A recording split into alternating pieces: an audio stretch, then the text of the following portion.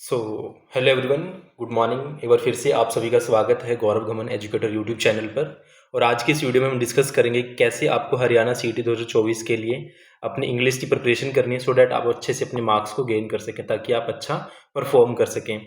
तो आप अगर इस वीडियो पर नए हैं तो मैं आपको बता देता हूँ, हम इस यूट्यूब चैनल पर चाहे हमारे कोई भी एग्ज़ाम हो, चाहे एसएससी के एग्ज़ाम्स हों या फिर हमारे कोई भी स्टेट गवर्नमेंट का एग्ज़ाम हो, हम उसके लिए जितनी भी टिप्स हो सकती हैं, स्ट्रैटेजी हो सकती हैं, या उससे रिलेटेड नोटिफिकेशंस आते हैं या उससे रिलेटेड कोई भी अपडेट हो, वह आपको इस चैनल पर बहुत जल्दी देखने को मिलेगी जैसी अपडेट होती हैं। साथ में हमारा यहाँ पर हरियाणा सीईटी को लेकर 2 फ्री बैच चल रहे हैं, एक रीजनिंग को लेकर, ठीक है, एक रीजनिंग को लेकर और एक हमारा इंग्लिश के लिए।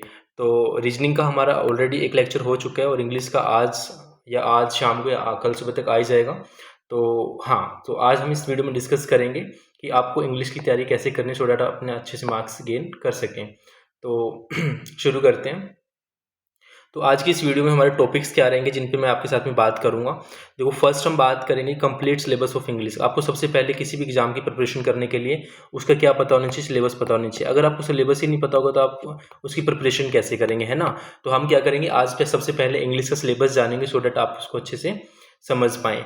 सेकेंडली हम बात करेंगे what type of question asked in the exam, यानी किस तरह के क्वेश्चन पूछे गए ना, कि टाइप क्या होता है एग्जाम का, है ना। प्रिपरेशन सब करते हैं, लेकिन आपको ये पता होना चाहिए कि आपके हरियाणा सीईटी में किस तरह के क्वेश्चन आते हैं, ठीक है। हरियाणा सीईटी में किस तरह के क्वेश्चन पूछता है, ठीक है। लेवल क्या रहता है, लेवल यानी कि इजी रहता है, मुश्किल रहता है, डिफिकल्ट रहता है, वो सब। बुक्स बताऊंगा कि आपको किन बुक्स से अपना बहुत अच्छे से इंग्लिश का सिलेबस कवर करना है। साथ में best approach to complete your syllabus, यानी कि आप किस तरह से पढ़ें कि आप इंग्लिश का सिलेबस कम टाइम में और बहुत अच्छे से इफेक्टिवली कंप्लीट कर पाएँ। फिर हम ये बात करेंगे कि आपको इंग्लिश के जो भी टॉपिक्स होते हैं, मैं आपको बताऊंगा इंग्लिश में कितने कितने टॉपिक्स होते हैं और उन टॉपिक्स में आपको कैसे टाइम देना है और कितने टाइम में चीज़ों को कंप्लीट करना है वो।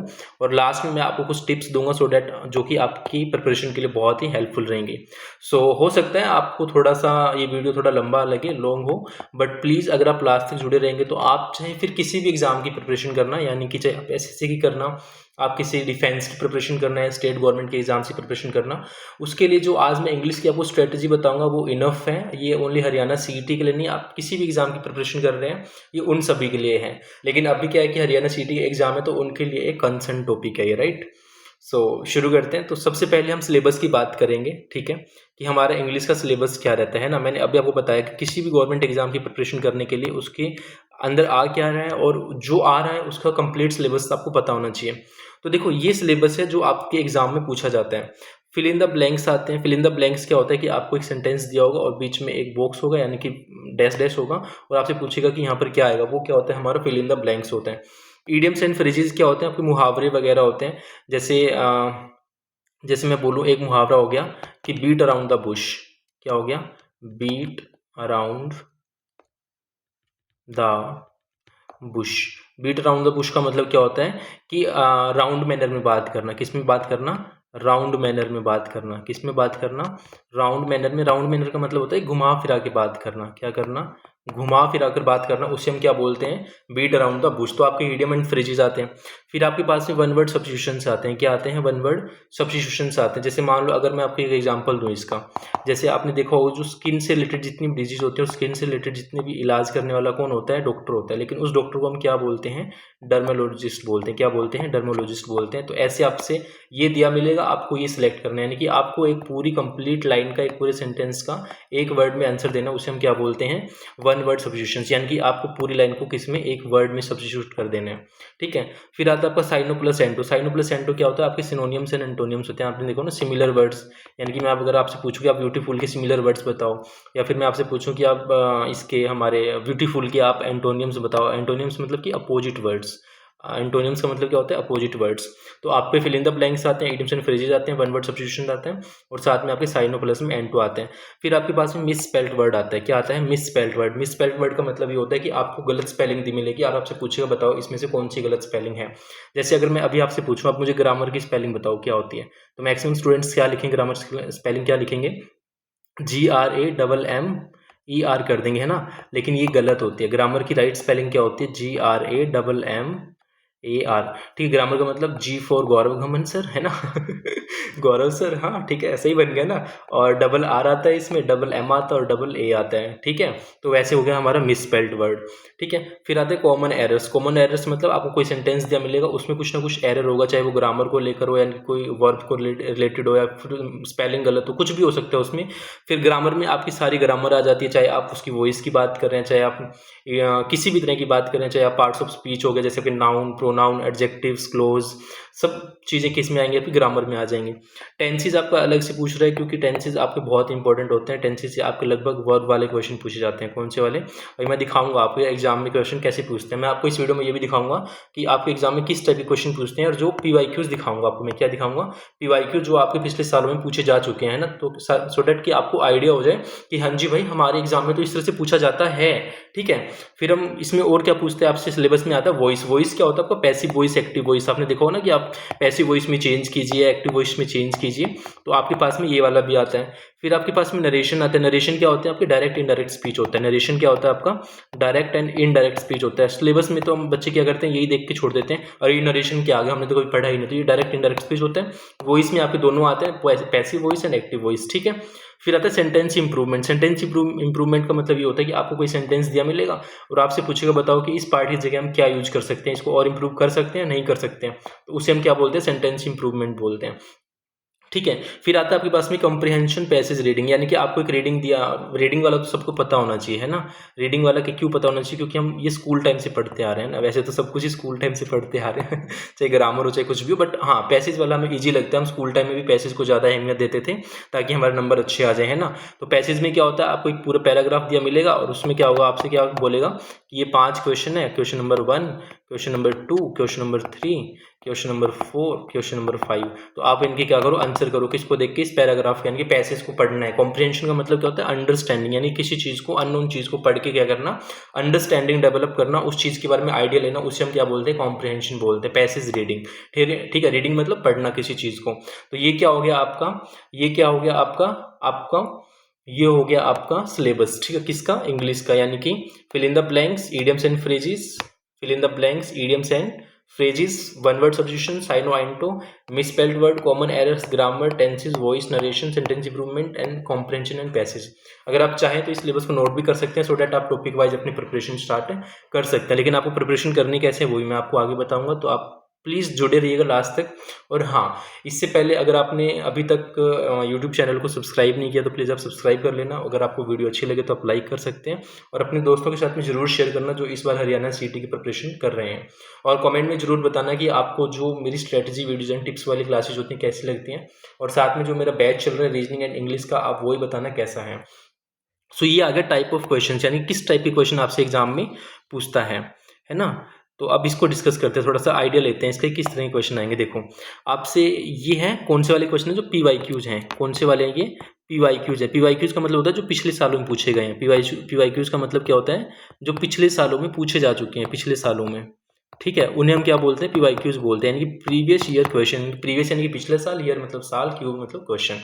तो देखो ये भी आपका 2018 में पूछा गया है, ठीक है। इसमें पूछा गया 2018 में पूछ रखा है ये question. Change the given sentence into passive voice. देखो पैसिव वॉइस का क्वेश्चन आ रखा है, आपको सेंटेंस दे रखा है, they had not done their work, they had not done their work. तो आपको इसको चेंज करना है, किसमें, पैसिव वॉइस में करना है। ये किसमें, एक्टिव वॉइस में दे रखा है। तो आप अगर आप इसको चेंज करें तो क्या होगा, जो इसका ये ऑब्जेक्टिव पार्ट होता है वो पहले आ जाएगा, फिर ये सब्जेक्टिव वहाँ चला जाएगा। जैसे मान लो देयर वर्क पहले आ गया, फिर हेड आ गया, तो हेड वाला सेंटेंस टेंस आता है, तो हेड को हम किस में चेंज कर देते हैं, बीन में चेंज कर देते हैं। तो हेड के बाद में बीन आ गया, तो मतलब there work had not been done आ गया। और जब हम पैसिव में, सॉरी एक्टिव में चेंज कर रहे हैं, इनटू पैसिव में चेंज कर रहे हैं, पैसिव के लिए हम वाई लगा देते हैं, तो बाय देम हो जाएगा। तो इसका ऑप्शन 1 से हो जाएगा। तो इस तरह से आपके एग्जाम में पूछते हैं। एक देखो आपसे प्रपोजिशन का क्वेश्चन आ रहा है, किसका आ रहा है, प्रपोजिशन का। आपसे पूछ रहे हैं कि it is very difficult to inter dash partnership with a person you do not know very well, ठीक है। अब आपसे पूछ रहे हैं कि इसमें बताओ क्या आएगा, इनटू आएगा, ओन आएगा, विद आएगा, बाय आएगा, ठीक है। तो आपको इसका आंसर देना, तो क्या आएगा, it is very difficult to inter a partnership. किसी भी इंटर के अंदर जाने के लिए हम क्या बोलेंगे, इनटू बोलेंगे, तो इसका आंसर क्या हो जाएगा, इनटू हो जाएगा। अब ये देखो correct form of the verb, ये देखो टेंस वाले क्वेश्चन आए, कौन से आगे, टेंस वाले आगे। जैसे dash until midnight last night, अब आपको बताना है कि आई हैव रेड आएगा, आई हैव बीन रीडिंग आएगा, या फिर आई एम रीडिंग, या फिर आई वॉज रीडिंग, क्या आएगा। देखो लास्ट नाइट आ गया, लास्ट नाइट किसको दिखाता है, पास्ट को दिखाता है, पास्ट को दिखाता है। तो यहाँ पे हैव तो हमारा प्रेजेंट है, हैव बीन भी प्रेजेंट है, आई एम भी प्रेजेंट है, लेकिन पास्ट का तो एक ही आई वॉज रीडिंग वाला। तो आपका यहाँ पर आई वॉज रीडिंग वाला मतलब ऑप्शन नंबर 4 हो जाएगा। तो आपसे ये कौन से रिलेटेड है, किससे रिलेटेड हो गई, आपके टेंसेस से रिलेटेड हो गए। तो आपसे ऐसे क्वेश्चन पूछते हैं, ठीक है। अब जैसे ये वाला देखो आप, यूज एप्रोप्रिएट मॉडल्स, मॉडल से भी क्वेश्चन आते हैं, ठीक है। तो आप प्लीज़ जो सिलेबस वाला है वहाँ पर आप एक चीज़ और ऐड कर लेना, मॉडल्स वाले, ठीक है, मॉडल्स, ठीक है। तो मॉडल्स भी आपके आते हैं। मॉडल्स क्या होता है, जैसे शैल हो गया, ठीक है, विल हो गया, है ना, कैन हो गया, कुड हो गया, ठीक है, कैन, कुड, मे, माइट, ये सब क्या होते हैं, आपके मॉडल्स होते हैं, ठीक है। ये पूछेगा, जैसे आपसे पूछे do not put off till tomorrow what you dash do today, तो इसमें से आपको बताना है वुड आएगा, कुड आएगा, विल आएगा, कैन आएगा, है ना। फिर आएगा fill in the blanks with correct option, यानी give me dash time to decide the matter, ठीक है। अब आ फ्यू आएगा, लिटिल आएगा, मच आएगा, आ लिटिल आएगा, है ना। ये आपको प्रोनाउन वाला भी क्वेश्चन आ गया, ठीक है, सॉरी एडजेक्टिव आ गया, ये आपका क्या आ गया, एडजेक्टिव आ गया। तो देखो ये क्वेश्चन हर टाइप से पूछेगा, जैसे अब ये एग्जाम था तो, है ना।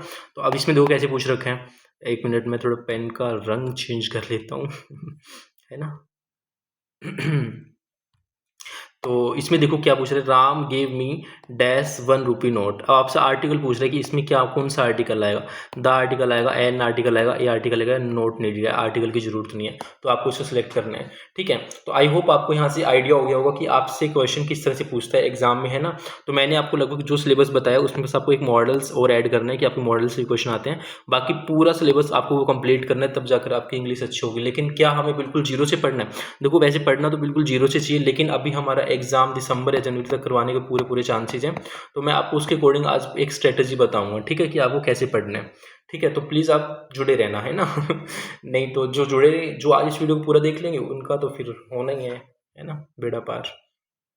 अब हम बात करते हैं लेवल के बारे में, ठीक है। लेवल यानी कि ग्रामर का लेवल कैसा रहता है, वो कैब का लेवल कैसा रहता है, और रीडिंग कॉम्प्रिहेंशन का लेवल कैसा रहता है, ठीक है। फिर मैं आपको एक सब बताऊंगा, सब टेंशन मत लो किसी भी चीज़ की, ठीक है। लेवल यानी कि ग्रामर का लेवल। देखो अभी तक मैंने आपको एक चीज़ नहीं बताई, इंग्लिश के अंदर 3 चीज़ें होती हैं।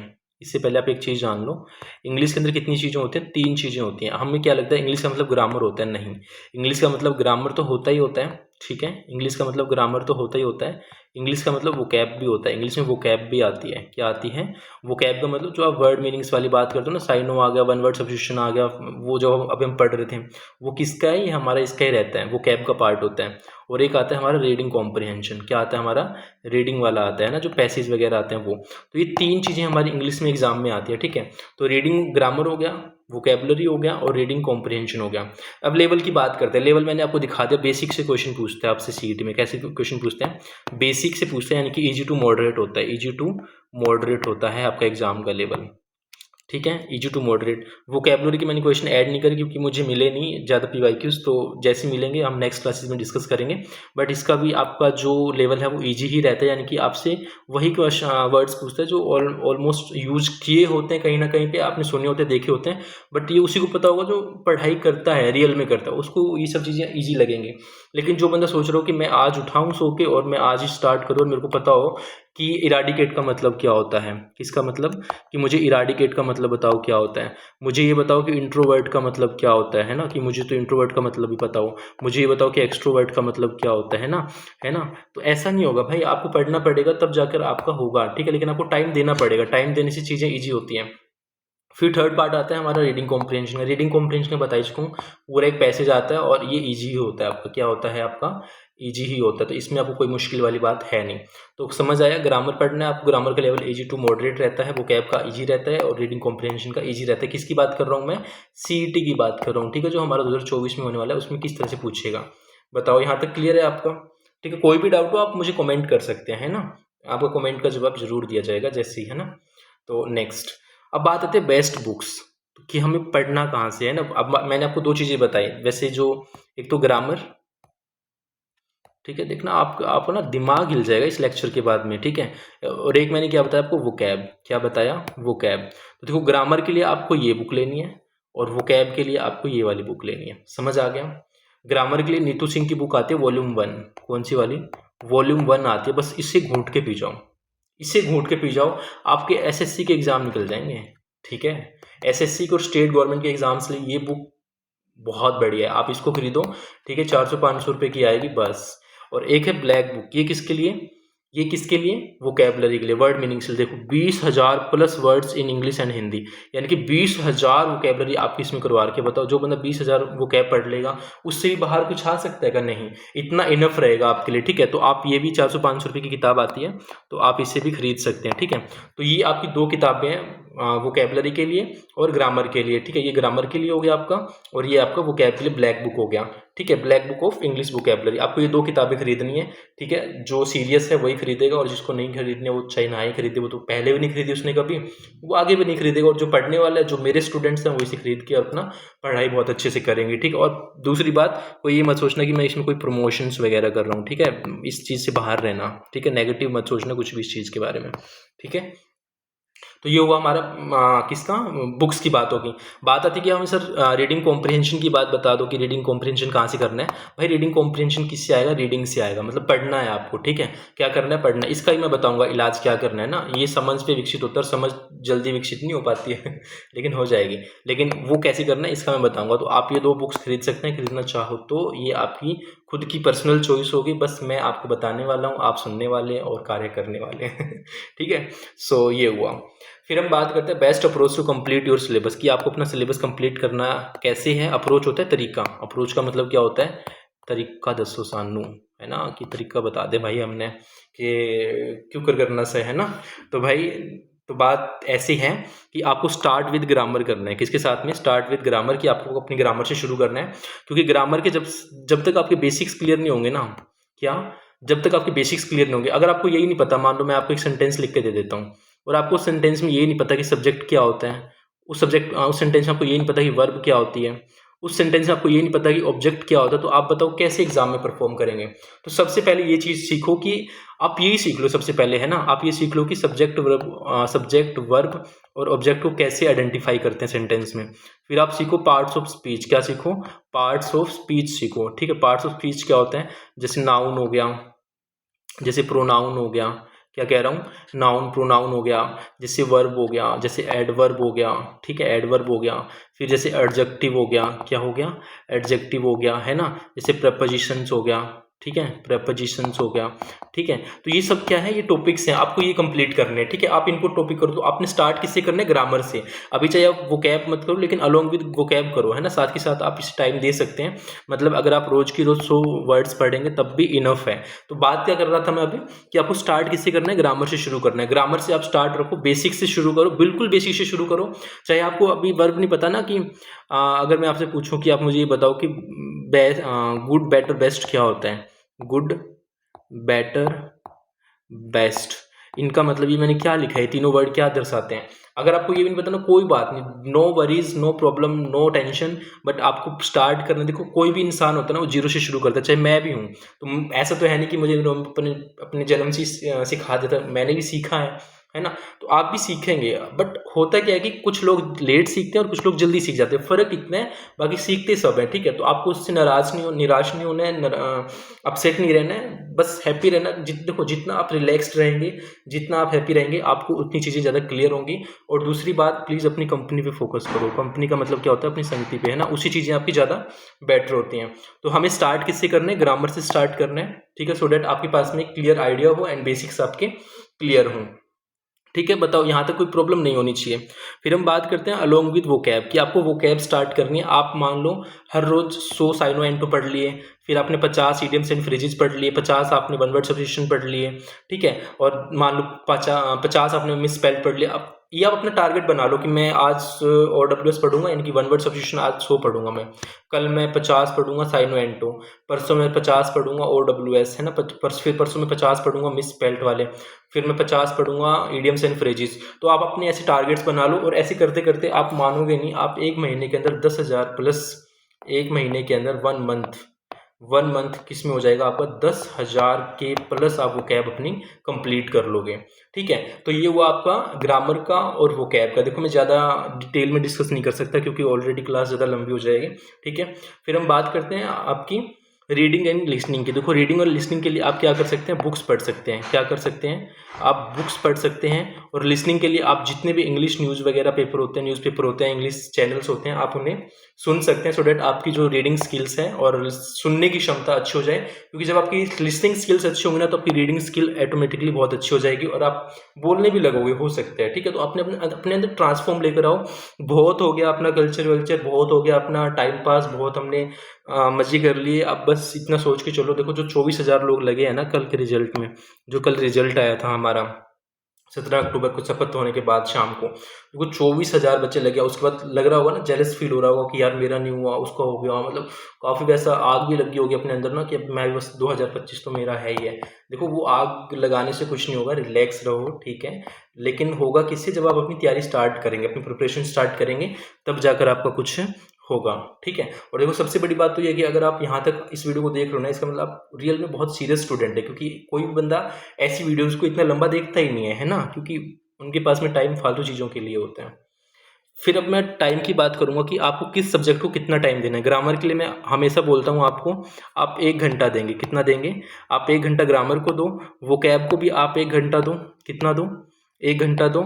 और रीडिंग को मैंने आपको कितना बोला है? 30 मिनट बोले हैं। कितना बोलना है? 30 मिनट बोले हैं। तो आप रीडिंग को 30 मिनट दो। आपको 1, 2 और 2.5 घंटे पढ़ना है टोटल बस। अगर आप 2.5 घंटे पढ़ लेते हैं ना हर रोज, तो आपका इंग्लिश में 15/15। अच्छा, कुछ स्टूडेंट्स से हम भाषण देंगे कि सर 15 क्वेश्चन तो आते ही नहीं है, 10 आते हैं। मैं ये बता दूं कि आपका फिक्स नहीं होता 10 आएंगे या 15 आएंगे। ये रहता है कि 10 से 15 के बीच में आपके इंग्लिश के क्वेश्चन आते हैं। तो आप इसीलिए मैंने शुरू में थंबनेल पे लिखा है कि 15/15, यानी कि आप जितने भी आए, चाहे 10 आए, 15 आए, 20 आए, कि आपके पूरे पूरे सिलेबस में आपके पूरे पूरे मार्क्स उससे आ जाएंगे, गेन हो जाएंगे। ठीक है, तो आपको उस चीज़ पे फोकस करना है। ठीक है मेरे दोस्त, कंप्लीट। तो ये हो गया हमारा टाइमिंग का। और बात आती है मॉर्निंग या इवनिंग, तो मैं इंग्लिश को सजेस्ट करूंगा कि आप मॉर्निंग में भी पढ़ सकते हैं। ठीक है, आप चाहें तो आप इसको आफ्टरनून में पढ़ सकते हैं, दोपहर में पढ़ सकते हैं। आप चाहें तो इसको इवनिंग में पढ़ सकते हैं। आप चाहें तो इसको नाइट में पढ़ सकते हैं। आप चाहें तो इसको रात को 2 बजे के बाद पढ़ सकते हैं। टाइमिंग का कोई इशू नहीं होता, डिपेंड करता है आपके मूड पे। किस पे डिपेंड करता है? आपके मूड पे। आपका मूड ही नहीं है सुबह पढ़ने का, तो आप कैसे इंग्लिश पढ़ लोगे? है ना। आपका मूड ही नहीं है दोपहर में पढ़ने का, तो आप कैसे पढ़ लोगे? आपका मूड नहीं है शाम को पढ़ने का, आप कैसे पढ़ लोगे? जब आपका मूड हो उस टाइम पे पढ़ो। जैसे आज आपका मन कर रहा है कि मुझे आज सुबह मैथ्स पढ़ना है। क्या पढ़ना है? मैथ्स पढ़ना है। तो आप सुबह मैथ्स पढ़ो। आपको लग रहा है कि आज मुझे सुबह इंग्लिश पढ़ना है, तो आप इंग्लिश पढ़ो। आपको लग रहा है आज सुबह मेरे को रीजनिंग पढ़ना है, रीजनिंग पढ़ो। आज आपको लग रहा है मैं सुबह जीके पढ़ूंगा, आप जीके पढ़ो। आपको जो मन कर रहा है आप उसके अकॉर्डिंग करो। बट एट द एंड हमें करना क्या है? बस पढ़ना है। ठीक है, हमें करना क्या है? पढ़ना है। ठीक है, तो ये हो गया हमारा टाइमिंग को लेके। आई होप यहाँ तक क्लियर होगा आप सबका। फिर हम बात करते हैं टिप्स की। मेरी तरफ से कुछ टिप्स मैंने बोला ही था आप सभी को, है ना। और ये टिप्स भाई प्रेम प्रेमिका वाली ट्रिप्स नहीं है ना। जैसे सभी बोलते हैं ना कि भाई बताओ यार कैसे उसको इम्प्रेस करना है ना, कैसे बात हो जाए, कैसे नंबर मिल जाए, है ना, वो सब चीज़ें। चलो मैं इसको काट देता हूँ, यहाँ ये शोभा नहीं दे रही है क्लास के बीच में, है ना। ठीक है, तो बैक टू द क्लास। आप पहले तो complete your syllabus as soon as possible. पहले आपको क्या करना है? अपना सिलेबस कंप्लीट करना है। ये बात बता चुका हूँ। Practice at least 50 questions of each topic, यानी कि जो भी आप कॉन्सेप्ट पढ़ेंगे। मान लो आज आपने नाउन पढ़ा, अरे भाई कहाँ चले जाते हो तुम। जैसे मान लो आज आपने क्या पढ़ा? नाउन पढ़ा। ठीक है, तो आप क्या करो, नाउन के 50 क्वेश्चन लगाओ। 50 में क्यों बोल रहा हूँ हर टॉपिक के? क्योंकि 50 क्वेश्चन लगाने से जो आपको उस टॉपिक को लेकर अंडरस्टैंडिंग होता है, उस टॉपिक को लेकर जो भी कंफ्यूजन होता है, जो भी उसको लेकर एक लेवल होता है, वो बन जाता है आपका। फिर मोस्टली पीवाईक्यूज करने हैं आपको। क्या करने हैं? मोस्टली पीवाईक्यूज, जो आपके पीछे के सालों में उस एग्जाम में पूछे जा चुके हैं, उस टॉपिक से जितने भी क्वेश्चन पूछे जा चुके हैं। चाहे आपके ऐसा मत सोचो कि हरियाणा सीटी में नाउन के क्वेश्चन देखो, नहीं। आप नाउन से रिलेटेड मान लो एसएससी के क्वेश्चन लगा के देख लो, आप नाउन से रिलेटेड डिफेंस के क्वेश्चन लगा लो, आप नाउन से रिलेटेड बैंकिंग के क्वेश्चन लगा लो। ठीक है, एट द एंड, या फिर आप गूगल सर्च करो कि नाउन के पीवाईक्यूज। क्या सर्च करो? Noun PYQs. काफ़ी सारे आ जाएंगे। क्विज वाले आ जाते हैं। क्या आ जाते हैं? क्विज लगाओ आप, बहुत ईजी से है। मैं पीवाईक्यू छोड़ो, आप क्विज लगाओ, आपके क्विज से ही हो जाएंगे। ठीक है, आप 50 क्वेश्चन क्विज के लगा लो, इनफ है, बस इतना करो। ठीक है, साथ के साथ में वोकैब को लिखना है, रिवाइज करना है, एंड मल्टीपल टाइम्स क्या करना है? रिवीजन करना है। Reading English books and listening English news, ये मैं बता चुका हूँ। आपको इंग्लिश बुक्स पढ़ सकते हो तो पढ़ लो। जैसे आप सिलेबस की बुक पढ़ लो, जैसे आप 6ठी से 10वीं क्लास की वो उठा लो, पॉलिटी उठा लो। क्या पढ़ा? उठा लो, पॉलिटी उठा लो। एक तो एनसीईआरटी कंप्लीट हो जाएगी, बेसिक अच्छा हो जाएगा, जीके अच्छा हो जाएगा, साथ में आपकी रीडिंग स्किल अच्छी हो जाएगी, पढ़ने की skill. Focus on other exams also. अरे भाई ये नहीं लिखना था मुझे ना, चलो बता देता हूँ फिर भी। देखो अभी आरआरबी के फॉर्म्स निकले हुए हैं, है ना, किसके रेलवे के, कांस्टेबल की भर्ती होगी, है ना, ग्रुप डी की भर्ती अभी आने वाली है, तो आप उनमें ही फोकस करो। एसएससी के फॉर्म्स निकलते हैं, आप उनके ही फॉर्म भरो। अरे फॉर्म भरने में क्या जाता है, एग्जाम तो देकर देखो, एग्जाम दोगे लेवल पता चलेगा, पढ़ने लगोगे, है ना, ठीक है। तो आप हरियाणा भी डिपेंड मत करो, आप दूसरे एग्जाम्स पे भी जाओ, फिर it is a qualified nature exam. और हाँ, एक चीज़ ध्यान रख के चलना कि ये आपका क्वालिफाइड नेचर है, आप इतना स्ट्रेस मत लेना, एंग्जाइटी मत करना कि आप रात दिन सो ही नहीं रहे हो, बस पढ़े जा रहे हो, पढ़े जा रहे हो और मुझे आके रोकना पड़ रहा है। अरे भाई थाम जा, थाम जा, थाम जा, आके रुक जा, है ना, ऐसा नहीं है ना। So just be relax and prepare, जितना हो सकता है रिलैक्स रहकर जितना प्रिपेयर हो सकता है उतना करो।